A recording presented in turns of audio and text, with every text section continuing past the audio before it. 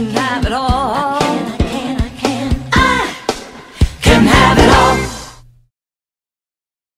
Hi, this is Christy Whitman with the Quantum Success Show, where you can get your information and inspiration to create your desires.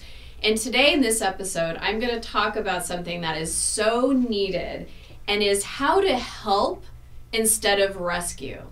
You know, so many people raised in a very dynamic triangle, which my dear teacher Karen Wilson calls a fusion triangle, which is where a lot of times in relationships we rescue or we're the victim. And what happens is that we think that we are going to help someone. And the key here is what I want to explain is that if someone does not ask for help, it's not considered help. It's considered rescue. So a lot of times we see something that's going on and we just jump in and think that, oh, I'm just going to help this person. My child needs me to do something for him. Or my husband can't handle this by himself, so I'm just going to jump in and help. In those situations, we become the rescuer, and the other person, the only place they have to go is to become the victim. So this kind of dynamics is so dysfunctional in relationships, which most of us have grown up with. I know I myself did. My relationship with Frederick has changed a lot because we realized that we're both adults and that if we need help, we will ask. So now, for example, I don't help Frederick. I ask him, would you like some help? Whereas before, I would just jump in and do something, and then it left him feeling like, oh, all right, she's going to take over. And so he would kind of walk the tail, like with a tail between his legs, and walk away, like almost like I'm taking over. Now it's like, no, I don't need your help. And he's not afraid to say, I've got it. And then it allows me to go, great, I'll go do something else.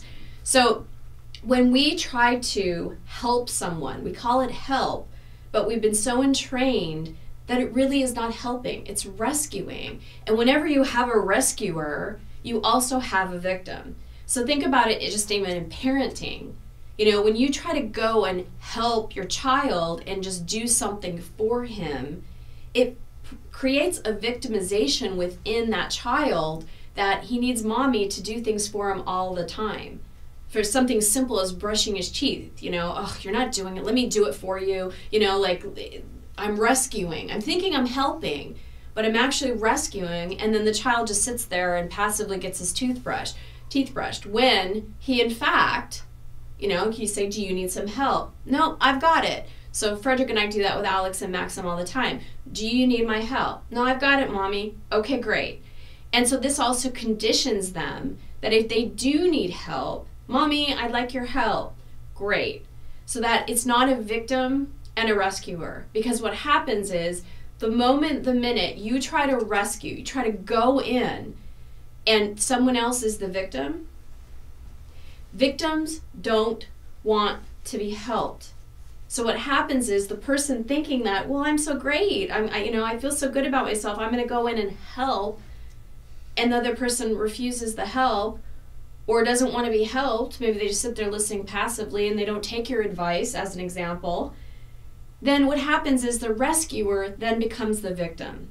And it's literally a teeter-totter that happens so quickly. So especially for you coaches out there, when we are trying to help a client and we jump in and think we're trying to help them or give them some type of advice, make sure they ask for that help before you just jump in and give it to them. I remember I was talking with Karen, having a session with my mentor, Karen Wilson, one day, and my side was hurting. And she said, well, Christy, you know me. I am not going to just go in and heal you or work in that area if you don't ask. I'm not a rescuer, I'm a helper. And then I said, Karen, can you help me? Can you help release some of this pressure here so that you can help heal me so I don't have this pain anymore? And she was like, absolutely.